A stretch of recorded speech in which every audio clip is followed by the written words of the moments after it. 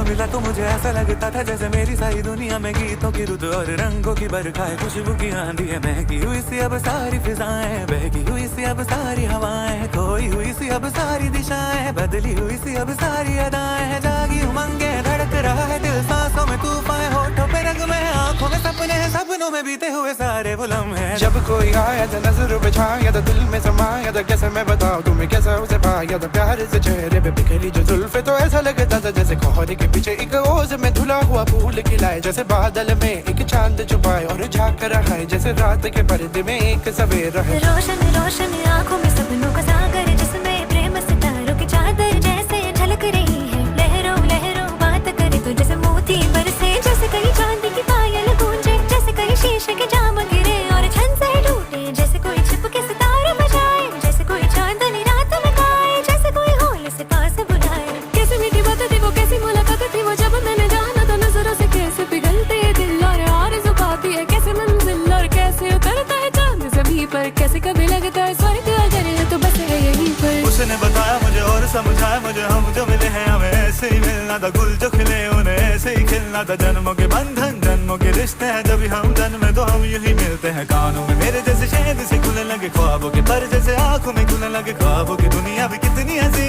और कैसी रंगी थी, ख्वाबों की दुनिया जो कहने को दी पर कहीं भी नहीं थी। ख्वाब जो टूटा मेरे आँख जो खोली मेरी होश जो आया मुझे, मैंने देखा मैंने जाना वो जो कभी आया था।